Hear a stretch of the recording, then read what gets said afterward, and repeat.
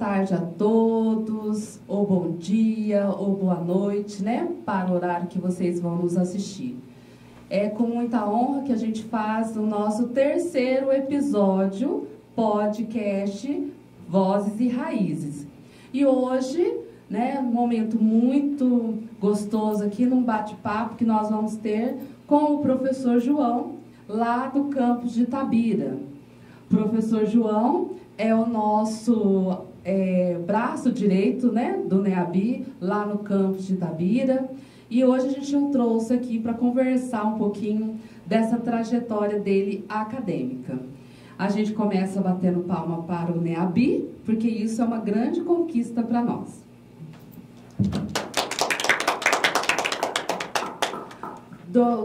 Dos outros episódios, meu nome é Heloísa, para quem não esqueceu, meu nome é Heloísa, trabalho aqui na Universidade Federal de Itajubá, na ouvidoria, e sou membro do NEABI. Olá, meu nome é Tatiana, né, eu trabalho aqui na Universidade Federal de Itajubá, trabalho no Instituto de Recursos Naturais e também sou membro aqui do NEABI, junto com a Elo e com a próxima que vai se apresentar. Olá, boa tarde a todos, bom dia, boa tarde, boa noite. Meu nome é Kevila Kelma, faço parte do mestrado em Desenvolvimento, Tecnologia e Sociedade, DTEX, programa nosso aqui, e faço parte do NEABI como representação discente. Então a gente já vai começar passando a palavra, então, para o nosso ilustríssimo convidado, né, também participa conosco como membro do NEABI, professor João. A gente gostaria que você se apresentasse aí a nós e a partir do momento que você se apresentasse, que você já falasse para nós se estudo, graduação foi sempre falado na sua família. Obrigado, garotas, super elegantes, e obrigado ao querido técnico aí que está auxiliando também nos trabalhos. Um bom dia a todas e todos que estão nos assistindo. Meu nome é João Lucas, ou João Rasta, na capoeira e na flauta, meu nome é artístico. Eu nasci em Ouro Preto, na cidade histórica aqui de Minas Gerais. Tenho uma ancestralidade afro-indígena, quase 50-50. 50% do meu sangue vem de África, 50% vem dos povos originários. Eu me orgulho muito dessa ancestralidade e aproveito esse momento para reverenciá-la, inclusive, né? Todos os nossos ancestrais permitiram com que estivéssemos aqui. Tenho 2 filhos, que são a razão da minha existência e meu ponto de equilíbrio, minha estabilidade nesse mundo tão louco, né? Que faz com que a gente muitas vezes perca o estímulo de tudo, né? De trabalhar, às vezes a gente perde a fé nas pessoas, nas instituições. E diariamente eu recebo uma dose cavalar de fé na humanidade através dos meus 2 filhos, né? Nina e Tom, são umas coisinhas deliciosas, mas que também é bom quando eles estão na escola, como é o caso, que tem uma paz aqui em casa. Elo, respondendo a sua pergunta, sim, eu acho que eu venho de uma família que eu nasci na década de 80, né? Eu sou de 82, e eu vim de uma condição relativamente privilegiada para pessoas negras, né? Que é de um pai que trabalhava na indústria, ele era operário e ele foi entendendo que ele só conseguiria sair do chão de fábrica ali e ter uma vida minimamente digna através da academia, através do estudo, e uma mãe que era professora primária. Além disso, os meus pais ainda moram lá até hoje, a um morro de distância, porque em Ouro Preto as distâncias medidas em morro, a um morro de distância da UFOP, da Universidade Federal de Ouro Preto. Então, a UFOP era a grande meta, era onde eu andava de bicicleta, era a extensão do meu quintal. E eu sempre soube que a UFOP era uma universidade pública e gratuita. Infelizmente, a maioria dos nossos, até hoje, não sabe, né, que existem universidades públicas gratuitas, hoje existe cota, etc. e tal. Então, assim, meus pais, desde o começo, desde lá atrás, eles pontuavam que eu só conseguiria alguma posição, né? Hoje eu até critico algumas das questões que eles traziam, né? Obviamente, né, papel de filho é criticar o pai, mas esse valor da educação sempre teve presente nos meus pais. Eles passaram para mim como se fosse algo assim inquestionável, a questão do estudo e especificamente do ensino superior gratuito, uma vez que eu era vizinho ali da UFOP. Então, assim que com 15 anos eu já fazia meus bicos e tal, para conseguir alguma grana, naquele momento mais para, né, comprar uma coisinha ou outra para mim, mas em nenhum momento passava pela minha cabeça, sei lá, saindo do ensino médio, não entrar para a universidade. Mas, obviamente, né, conforme eu já adiantei, isso é uma exceção para o nosso povo, né, para o povo negro, porque, na maioria das vezes, quando chega na idade adulta, muitos dos nossos têm que trabalhar para auxiliar na subsistência da casa, né? Então, na universidade acaba sendo, talvez, um sonho intangível, ou não uma prioridade, porque a universidade só vai trazer um retorno financeiro mais para frente, né? E por aí vai. Mas no meu caso, graças a Deus, eu tive a sorte de ser criado nesse meio. Então, para mim sempre foi assim uma meta me formar. Okay. João, conta pra gente assim, como que foi assim, depois que você entrou na faculdade, como que era assim, professores, se você encontrava os pares, né, pessoas que eram semelhantes a você, e depois para o próximo que você fez mestrado, como que foi essa transição? Fala pra gente rapidamente, porque você tem bastante assim, história, né? Um pouquinho antes da graduação, eu gosto de comentar que eu já na década de 80 era cotista. Eu estudava em uma escola particular em Ouro Preto e eu tinha bolsa para estudar nessa escola particular. A bolsa era garantida para quem não tivesse falta, né? Igual hoje, né? Os critérios, né? Tivesse boas notas. Então, meus pais, né? Eu sempre tive uma educação rígida, então não existia a possibilidade de eu não sair muito bem nas disciplinas, etc., porque eu podia perder essa oportunidade grandiosa que era me passada dessa maneira, que era a bolsa nessa escola. Isso fez, ao mesmo tempo com que eu tivesse uma formação boa, né? Ao mesmo tempo sempre me fez viver em um ambiente embranquecido, porque eu estudava com pessoas ricas em Ouro Preto. Meus colegas eram ricos, né? E era muito... E isso sempre me colocava num lugar, assim, no não lugar, né? Na minha quebrada, meu bairro, eu era o riquinho que estava na escola particular. Na escola particular, eu era neguinho que morava na quebrada. Então, assim, isso me colocava... além de eu ter a pele parda, né? Que ainda já nos... A nossa negritude, a minha negritude não é algo assim que sempre escancarou, não era algo muito discutido na minha família, justamente por eu ser afro-indígena. A gente fica naquele lugar no lugar do não lugar, que também é muito cruel para a gente, né? Quando eu faço o vestibular e eu passei na UFMG em 2001.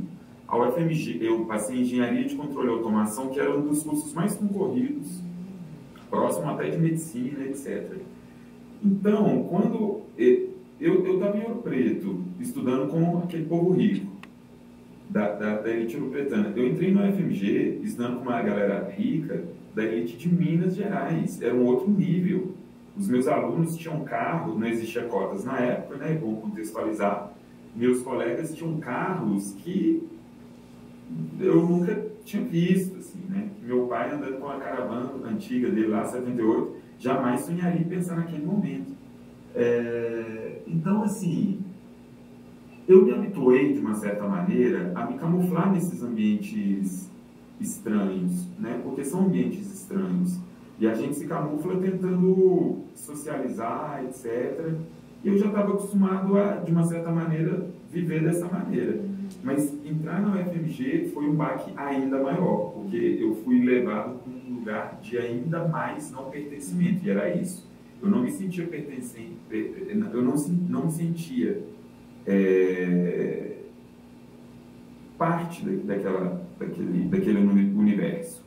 Não me sentia parte, só que simultaneamente eu entendia que ali, ainda que às vezes até inconscientemente e conscientemente também, eu sabia que ali era onde eu ia pegar a minha... onde eu ia conseguir um ativo de mobilidade social, que é o diploma. Para mim é isso, é o que eu falo para os meus alunos. É um ativo de mobilidade social. Com ele, a gente talvez possa ascender socialmente. Sem ele é muito difícil. É como se fosse uma expressão da carta de eufobia dos tempos modernos, né? Sem ela, a gente não consegue, a gente que é preto, né? Como é que a gente ascende socialmente sem um diploma universitário? Não é impossível, mas é muito difícil. Eu entendia que aquele era o lugar de eu correr atrás daquilo, então eu era muito focado na época. Eu fico até impressionado, porque eu era muito mais focado do que eu sou. Com 42 anos de idade, eu sabia que eu tinha que estar lá para fazer aquilo. Então, esses grandes detalhes, né, de não me sentir pertencido, eu lidava de outra maneira, assim, eu ignorava, eu, sei lá, no final de semana eu encontrava com os meus, me aquilombava, tinha família, mas não foi muito fácil. Assim, o mestrado eu fiz na Alemanha, ou seja, só piora a escala de branquitude, né? E assim, aí eu vou lá pro continente europeu, né? Eu morei no leste da Alemanha, e assim, eu estou fazendo a leitura da minha trajetória muito na chave racial, porque eu acho que é um pouco o objetivo dessa conversa, né? E aí, estar na Alemanha foi uma estranheza, só que foi estranho, só que ao mesmo tempo eu era visto de uma maneira como uma pessoa exótica mesmo, né? Assim, o fetiche do homem negro, latino, etc. E é tão louco que isso é uma das expressões do racismo, só que simultaneamente fez bem para minha autoestima, porque lá eu me senti uma pessoa interessante, bonita, desejada. E aí, socialmente falando, eu curti, né? Tive uma vida interessante lá. E tecnicamente, do ponto de vista da engenharia, eu comecei a trabalhar com geração de energia eólica, que é o que eu trabalho até hoje. Sim. Então, assim, foi onde eu me encontrei também tecnicamente, né? A minha área, a minha especialidade, que eu segui no doutorado e pós-doutorado, que aí eu fiz posteriormente na França também. E aí é isso, né? O diploma, ele é necessário, mas ele também é sobrevalorizado, né? Agora, eu como professor, eu preciso ter um diploma para melhorar meu salário, inclusive, né? Se eu não tenho diploma, eu tenho 2 crianças para criar, tenho que pagar meus boletos. Então, assim, é a partir desses objetivos que eu vou me movimentando profissionalmente. Quando eu terminei o meu pós-doutorado em 2020, na França, aí foi que eu parei e finalmente pensei, não, agora eu quero ser dono da minha pesquisa. Agora eu não preciso de mais diploma nenhum. Eu não quero nem escrever artigo, que é o que eu nem escrevo, inclusive, mais, porque o artigo é muito para dentro da academia, né? Eu quero escrever para fora da academia, eu quero escrever para ser lido, né? E enfim, tentando sintetizar algo complexo, eu acho que seria um pouco isso. Nossa, professor João, é muito interessante a sua trajetória de vida, a gente fica aqui empolgado de ver tanta... Às vezes a gente se identifica com as questões que você passou, olhar para os pares, nossa, sou diferente. A questão do exótico, a frase, nossa, você é tão exótica, achando que é um elogio, né? E a minha questão, a pergunta que eu gostaria de fazer é sobre a questão, como você falou, que você foi cotista, né? E você, como professor de uma universidade federal, nós estamos agora com o processo seletivo, gente, se inscrevam, SISU está aí, ProUni, nas instituições públicas, e nós sabemos que as reservas de vagas, elas são importantes para dentro da comunidade, para poder participar. Então, eu gostaria de saber quais são as orientações que você tem para os alunos que vão estar tentando esse ano entrar tanto na universidade aqui de Itajubá quanto de Itabira, e como que você identifica, qual que é a sua visão geral dos alunos dentro da instituição, além de dar essas dicas de como, né, como aproveitar essa oportunidade das reservas de vagas, quais são os seus conselhos, e também falando para o pessoal aí como que é a sua visão sobre atualmente sobre os alunos negros dentro da universidade. Bom, às vezes eu sou convidado aqui em Itabira para conversar em escolas, falar sobre a universidade, apresentar. Tem muita gente que não sabe que a Unifei é uma universidade pública aqui, por exemplo.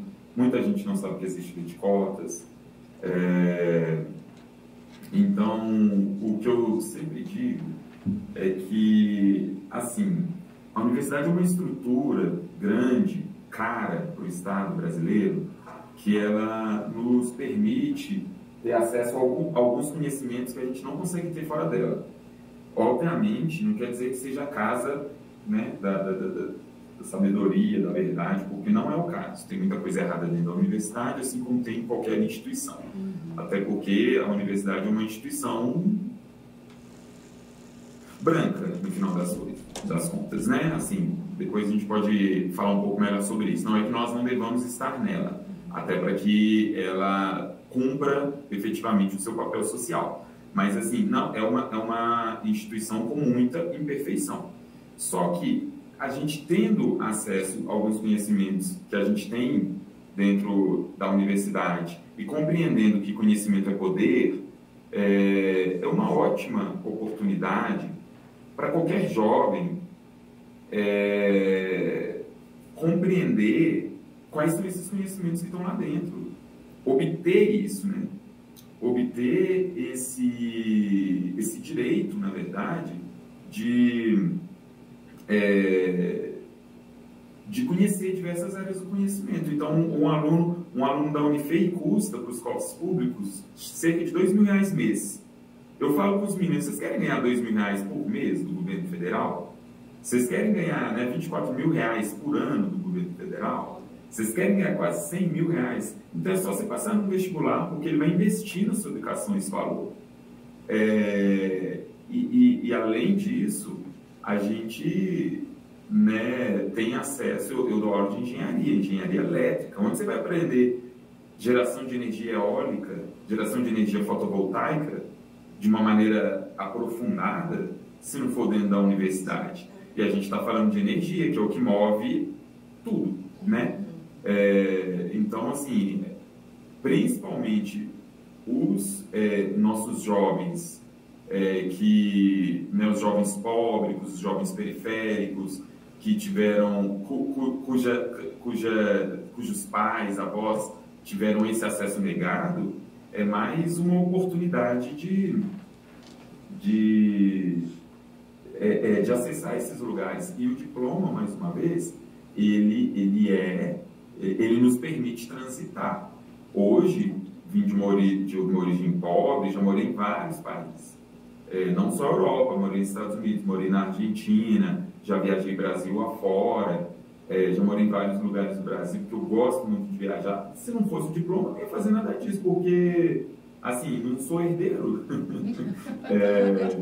Então, assim, então é isso. E existe a lei, né, que garante que 50% das vagas seja para alunos vindos de escola pública com um recorte racial. Então, assim, essas vagas estão reservadas para isso, né? Uma vez que você entra dentro da universidade, aí é um outro desafio. Mas você, pelo menos, já está dentro do sistema, vamos colocar. Porque, no final das contas, eu tenho uma visão muito crítica em relação à universidade, no final das contas, entendo que, hegemonicamente, a universidade está lá para formatar aluno para o mercado de trabalho, de uma maneira acrítica, inclusive.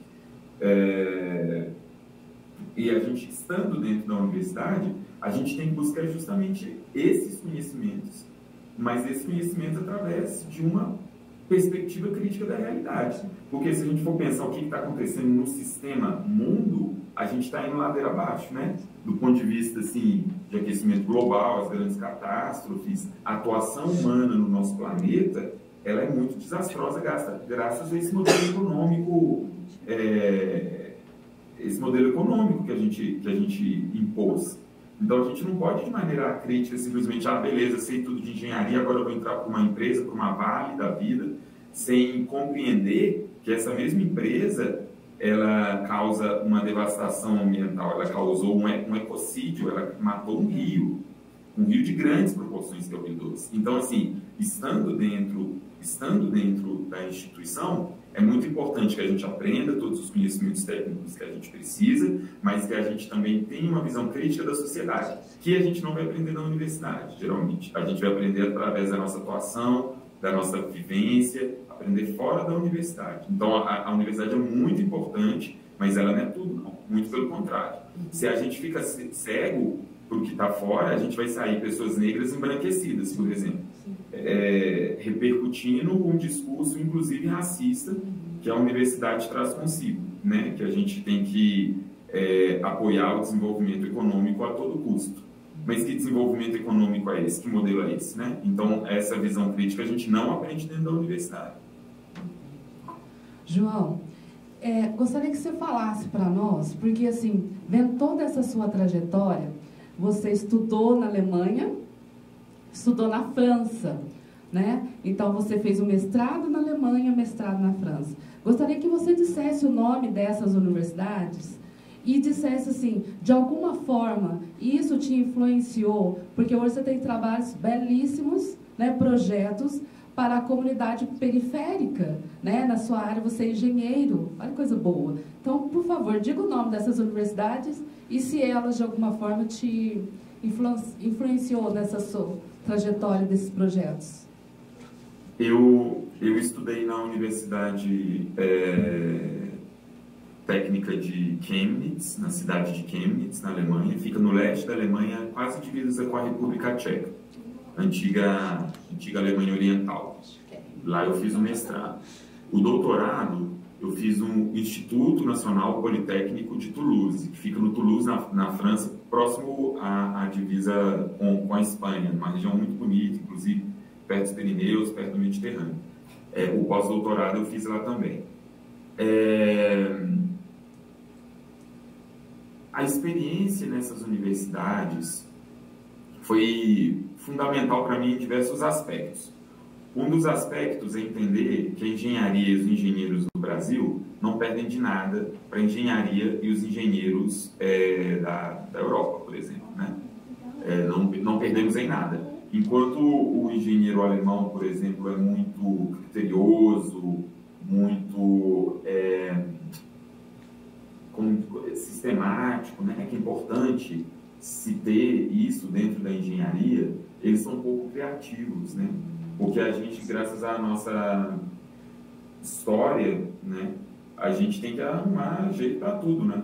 Então a gente busca soluções, inclusive dentro da engenharia, que não são soluções necessariamente assim, o que a gente tem, a gente resolve com o que a gente tem. Então foi importante ter essa compreensão, porque a gente às vezes reproduz muito essa síndrome de vira-lata, né, de que lá fora tudo é melhor e aqui tudo é ruim. E não foi. Obviamente, a estrutura dessas universidades, desses laboratórios, é outra estrutura, né? A parceria que eles têm com as empresas é uma parceria muito próxima. Então, as empresas injetam dinheiro de maneira muito efetiva dentro das universidades. Aqui no Brasil, isso não acontece tanto. Mas, assim, o que sempre foi uma angústia para mim era como traduzir o meu conhecimento técnico em algo que fizesse uma diferença efetiva social-ambiental, né? Onde a gente, no nosso país principalmente, né? Considerando essa dívida assim, que eu tenho com o Estado brasileiro, que investiu em mim, né? Muito dinheiro, né? Para minha formação. E nas universidades de ponta, né? Nas universidades de ponta na Alemanha, na França, etc., o trabalho é sempre com as grandes empresas. Então, por mais que tecnicamente tenha sido interessante,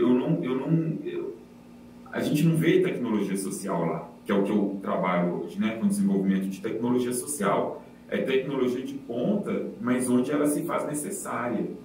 E a tecnologia de ponta hoje, né, eu estou aqui em Itabira, um território completamente minerado e devastado pela mineração. A mineradora, ela utiliza a tecnologia de ponta. Ela tem projetos de pesquisa milionários, só que a gente tem vários territórios aqui periféricos que não tem água, que não tem luz, que não tem saneamento básico e que não tem investimento, que o Estado não chega, né, ou chega muito pouco. Que a universidade não chega e nem está preocupada em chegar hegemonicamente. Estou falando hegemonicamente, eu posso citar aqui várias exceções, várias pessoas que têm trabalhado nesse território, mas a universidade, por exemplo, aqui na Unife Itabira, nós somos 150 professores, que está trabalhando em território periférico aqui da universidade, somos 3. E eventualmente tem algum outro que eu não sei, mas assim, acho muito pouco provável, porque senão eu me procuraria, porque é sempre assim, né? Então assim, a gente está falando de 150, tem 3. Isso é menos de 2%, gente. Isso você pega um copo de açúcar, tira 2% de açúcar e continua lotado de açúcar. Ou seja, a universidade, ela não está onde ela deve estar. Ela não está. Nem aqui, nem lá na Europa. O que foi importante para mim, estando nessas universidades na Europa, o que foi importante para mim realmente compreender é que a colonialidade, ela é um fato.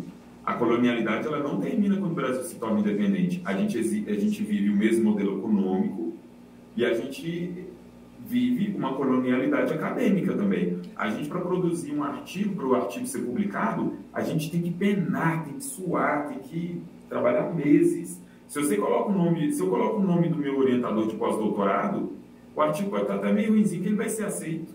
Por quê? Né? Por que isso? Por que a gente olha tanto para as universidades da Europa, dos Estados Unidos, Japão, buscando ser essas universidades, sendo que eles estão preocupados em manter o status quo de uma certa maneira e não estão preocupados com o nosso desenvolvimento? A gente tem que olhar para a gente, a nossa universidade é nossa, né? As nossas demandas são nossas e são únicas e são grandes. Então, tecnicamente, para mim, estar trabalhando com engenheiros da Alemanha, da França, foi muito bom. Não vou negar, aprendi muita coisa lá.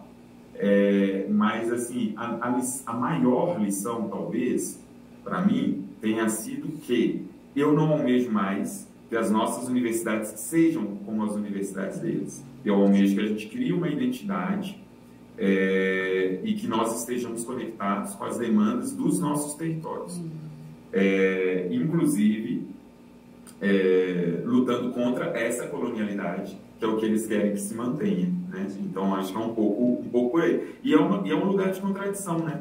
Porque estar numa universidade é um lugar de contradição. Como é que a gente lida com essa contradição, né?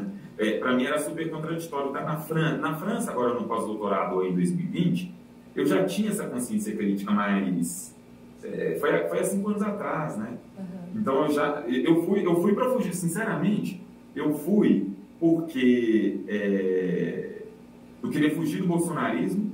Aqui a gente pode falar direto, né? Eu queria fugir do bolsonarismo e era uma oportunidade da gente juntar um dinheiro, porque eu ia ter minha bolsa lá, ia ter uma licença. Então, assim, sendo bem sincero, sei lá, e a minha família ter uma experiência em um outro país, aprender uma outra língua. Eu fui por esse motivo, eu não fui pela engenharia, não sei o quê, blá, blá, blá, porque eu já tinha essa consciência de que lá eu não ia aprender grandes coisas assim que eu deixaria de aprender aqui.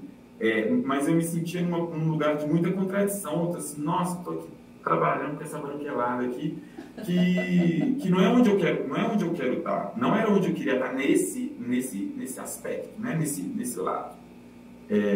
Mas então era um lugar de contradição, assim, que eu tentava, bom, escolhemos, né? Não deixa de ser um privilégio, ainda teve pandemia, né? Sim. Mas enfim, eu acho que é isso, a gente entender também que onde a gente está, quer seja empresa, quer seja universidade, a gente tem as contradições, a gente não pode fechar os olhos para a contradição, não, a gente tem que entender quais são elas, né?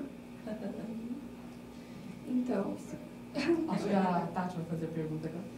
Ô, João, falando assim, com relação a essa branquitude que você estudou numa escola branca, né, que a gente fala, depois você chegou na universidade, você via poucos como você ou ninguém, né?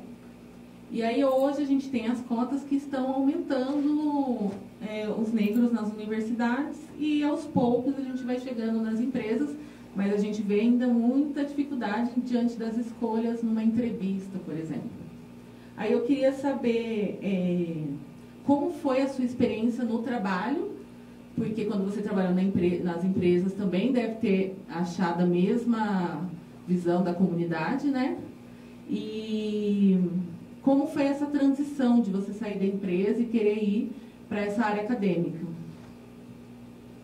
E também, só porque queria assim, colocar para os alunos que estão entrando que essa trajetória ainda é difícil, que a gente quando a gente fez faculdade eram uns poucos, agora tem um pouco mais, mas a nossa luta é para que os próximos ainda continuem lutando para que a gente chegue assim à igualdade, né? Então, qual que é a sua dica, a sua fala sobre isso?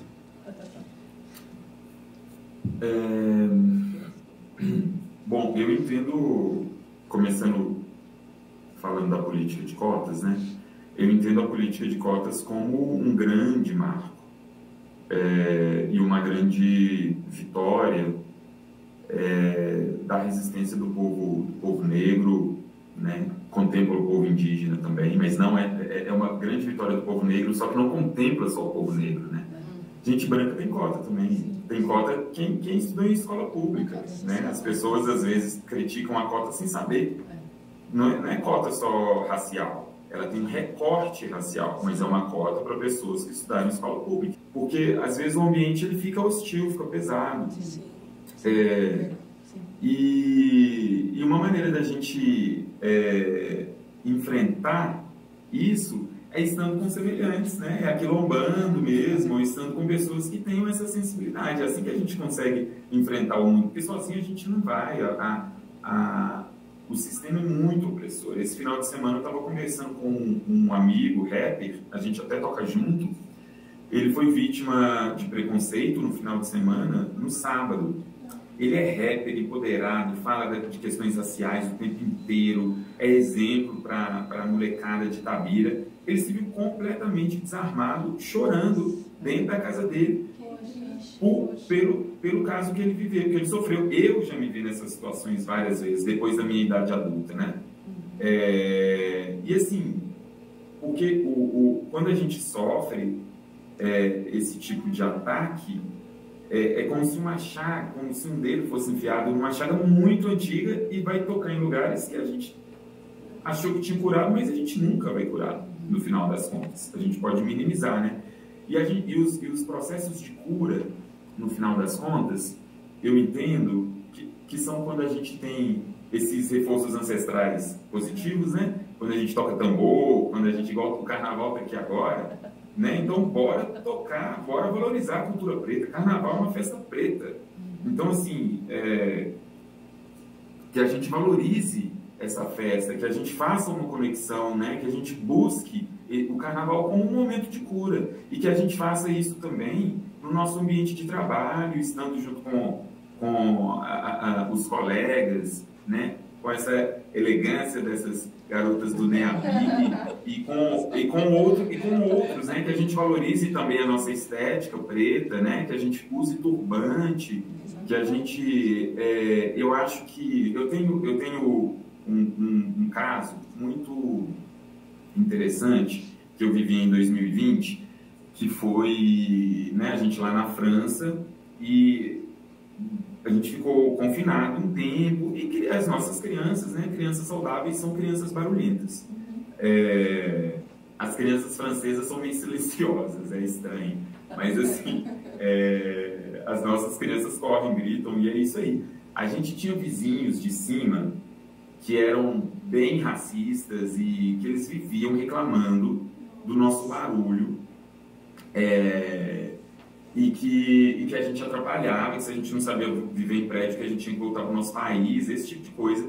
E a gente se sentia ali, nossa, realmente a gente está no lugar errado, a gente realmente está, né, a gente se sentiu oprimido e a gente só foi realmente murchando ali e perdendo nossa qualidade de vida, a qualidade de vida das nossas crianças. Teve um dia especificamente que eles costumavam bater assim assim, eles moravam em cima ainda, né? Eles reclamavam tanto, só que eles não moravam nem embaixo, eles moravam em cima. E eles ficavam batendo, assim, no nosso teto, né? Que era o chão deles lá, quando fazia muito barulho. E aí, quando eles batiam, todo mundo fazia silêncio. Até o Tom, 1 ano e meio de idade, meu filhinho, todo mundo olhava um pro outro, todo mundo dizia, silêncio, silêncio, silêncio. Nesse dia, especificamente, a gente fez silêncio e tal, e a Vanessa, minha ex-esposa, mãe dos meus filhos, ela só virou para cima e ela deu um grito que não vai dar para eu falar o que ela falou, o que ela gritou aqui no podcast. Mas vocês podem imaginar o que ela gritou. E depois que ela gritou isso, a gente desatou a rir. E a gente colocou uma música de preto bem alta, com bastante tambor. E foi assim que a gente procedeu nos próximos dias. E aí a gente começou a colar, nessa época eu estava fazendo aquarela, eu estava pintando pessoas negras, a gente pintou isso nas paredes, e eu toquei mais violão, e a gente fez mais barulho. Tá achando ruim nosso barulho? Então nós vamos fazer mais. E eu entendo que isso foi um reforço ancestral positivo que nos deu força a enfrentar aquele povo racista, porque a gente estava fazendo o que a gente conseguia, em termos assim, de manter as crianças dentro do controle, mas a gente morava no prédio, não tinha como fazer com que minhas crianças se silenciassem. Então acho que lidar com racismo é só de maneira coletiva, porque de maneira individual é muito complicado, porque a sociedade, a estrutura da sociedade é assim, né? Então como individualmente a gente lida contra uma estrutura social. Professor João, seu relato é ótimo. Nossa, a gente sai do barulho, mas o barulho não sai da gente. É interessante a sua perspectiva, até achei interessante falando sobre a perspectiva decolonial que você falou, sobre essa questão de nós, né, nos empoderarmos, quebrar essa hegemonia que tem do sistema e de frente mesmo, né, enfrentar. E a participação dos professores dentro desse processo de empoderar os alunos, colocarem eles nos movimentos.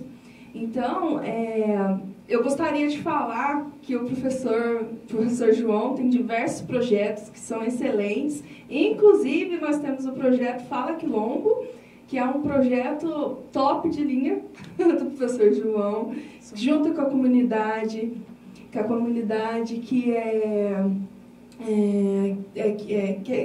a comunidade quilombola e principalmente da região do sul de Minas Gerais. E nós temos aqui, ó, gente, olha o gibi, Fala Quilombo, olha que coisa linda, gente, espetacular, onde o professor João, eu acredito, fala sobre a ancestralidade, sobre as questões, né, que vão movimentar dentro do nosso, acho que vai dentro do espírito até para fora, assim, né?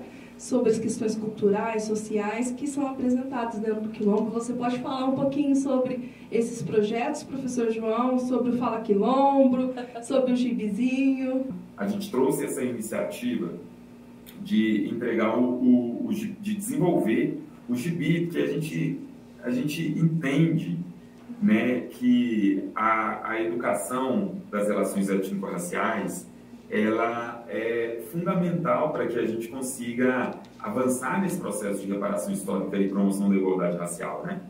Então, e a gente tem que atingir desde lá de baixo, né? As crianças nas escolas.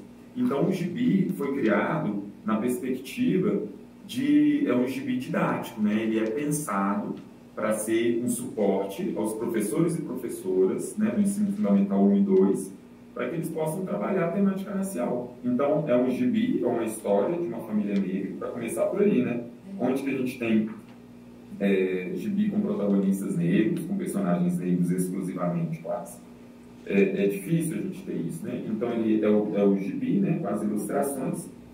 E, por exemplo, nessa primeira sessão, ele fala da abolição da escravatura. E aí depois vem uma parte mais didática, mais textual, que é um texto mesmo, né? Que trata da abolição da escravatura, tem uma linha do tempo que mostra as revoluções negras no país.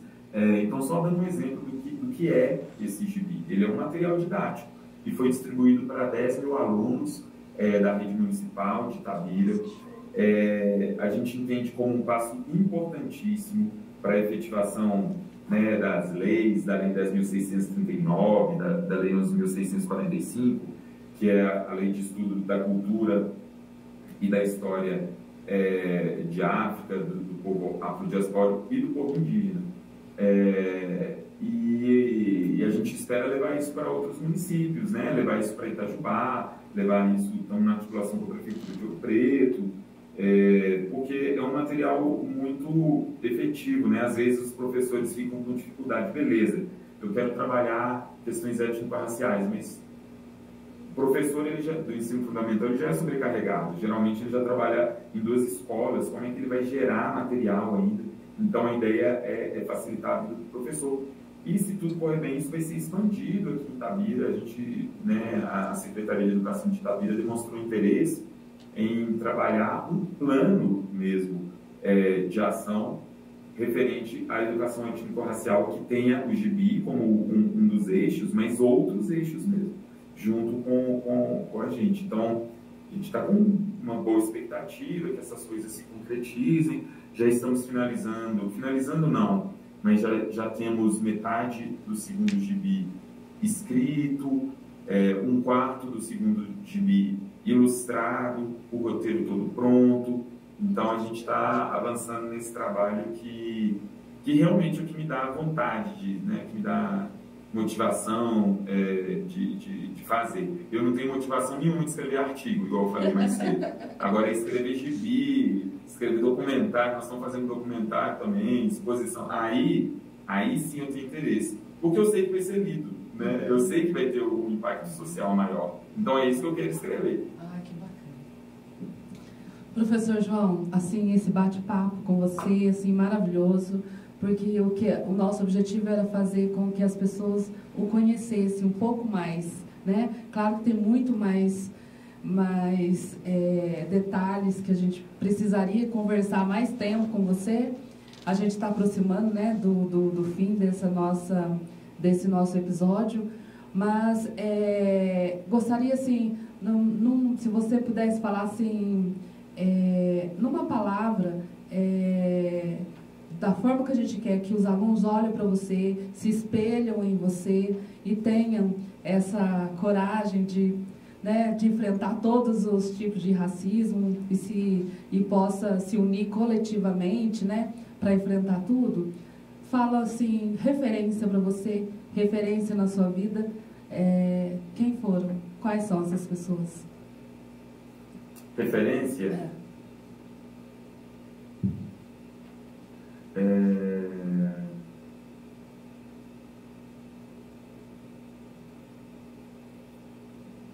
Eu vou falar 2, deixa eu ver aqui, uma está até aqui comigo, que é a minha madrinha, deixa eu ver ela aqui.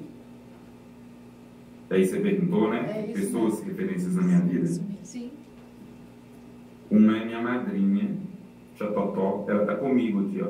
Ah, que lindo! Ah, que belezinha, que bonitinho.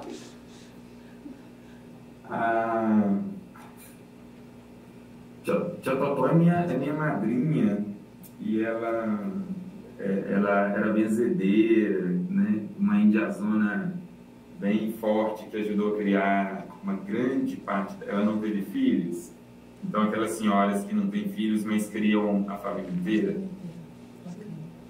E era muito engraçado, porque ela era benzedeira e no meio da benzeção, e ela falava muito palavrão. Às vezes no meio da benzeção, assim, o menino fazia alguma coisa errada, ela já no meio da reza já mandava um palavrão, já voltava para a reza. E assim, é impressionante como eu assinto ainda em alguns momentos importantes na minha vida. Então a tia Totó é uma grande referência para mim, assim. Ia passar, ela morava na roça, eu ia finais de semana lá para casa dela. Sinto ainda o gosto do bolo que ela fazia, aquele bolo delicioso de fubá na roça, assim, sabe? O café coado no fogão de lenha e com rapadura. Então, assim, ela foi muito importante para o esteio da minha família e era uma benzedeira que tinha o conhecimento da terra, né? E do mundo espiritual. Então, ela é uma grande referência para mim. E o meu avô, Alfredo, pai do meu pai, então, eu pensei nos dois, mas assim, coincidentemente ou não, uma é indígena, né, etnia Goruncrem, e outra africano mesmo, retinto. E o vô eu conheci, na verdade, o vô faleceu em 83, eu nasci em 82, então eu não lembro de vô. Eu conheço pelas histórias. E todas as histórias que me contam de vô, a vida, é como se a vida dele fosse uma grande ode à própria vida e à felicidade. Então, era muito da farra, gostava de uma cachaçinha também, né? Demais. Mas essas são pessoas que são grandes referências para mim, assim, não tem como, são meus ancestrais que eu sinto que eu carrego muito deles ainda, eu os sinto comigo ainda. Então, são eles, Tia Totó e o Alfredo. E aí, como que a gente faz a referência para eles, assim, indígena, no modo indígena? No modo indígena, ou como que a gente faria uma referência só para te homenagear, fazendo referência a essas duas pessoas? Eu acho que... Palmas, seria que a gente faz? Eu acho que mais do que com barulho, eu acho que com silêncio, sabe? Okay. Talvez fechando os olhos 10 segundos e enviando boas energias para eles. Vamos fazer isso? Meninas, 10 segundos de olhos fechados.